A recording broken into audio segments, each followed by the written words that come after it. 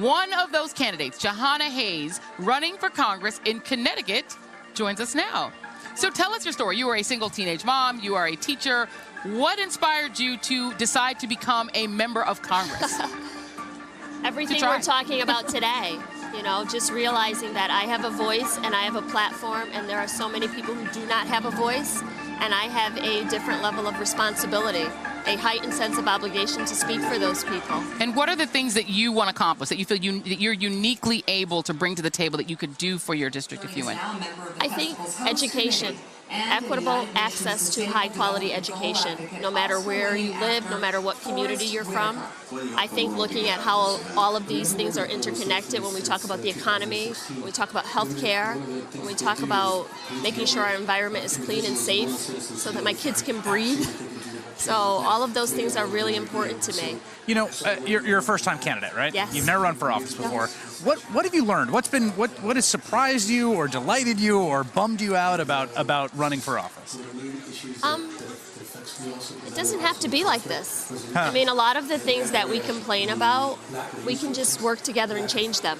We don't have to accept that, you know, government should work. It's a force for good. You know, and I hear people talk about it in a negative way. It doesn't have to be like that. You know, do your part and let's change it. Joy mentioned a record-breaking number of women running for office.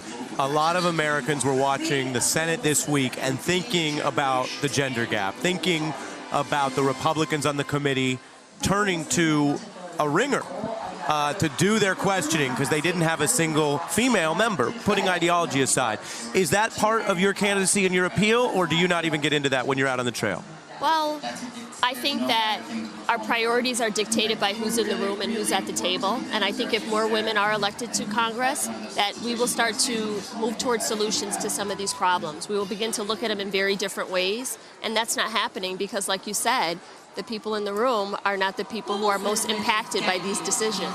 You know, last night, Michelle Obama, who has been sort of publicly going around sort of rallying people to vote in the midterms at the end of this sort of insane and draining week, had some comments I wanted to just get your response to. Take a listen. I am tired of the daily chaos, the pettiness, the meanness that too often dominates the political discourse. We all are. It is exhausting. And honestly, it is depressing. Is that how you're feeling? Or are you feeling energized by it all? Well, a little bit of both. I mean, I would never accept this behavior from children. I would never tolerate it in my classroom. So it's almost comical to think that adults are behaving this way. But I also believe so strongly in the possibility of who we can become. You know, I see what happens when young people are inspired and hopeful. I see what happens when people work together. So I refuse to succumb to that negativity. I think we just have to do more and be better, you know, like what people are out here doing today. Just understand the capacity that we all have within ourselves to make it better. And when you're out there, when you're knocking on doors, when you're talking to your potential constituents, what are they asking you for? Yeah. What do people want? People are worried about their families, about their children, about their children's futures. Nobody's asking about, you know, the Russia investigation. People want people who can collaborate, who can work together, who will listen and work towards solutions.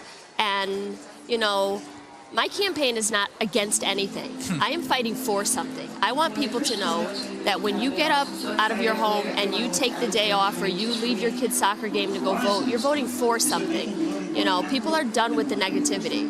And that, I think, is just so incredibly powerful. All right, Jahana Hayes, Democratic Congressional candidate from Connecticut, thank you so much. Thank you. Thanks for having me.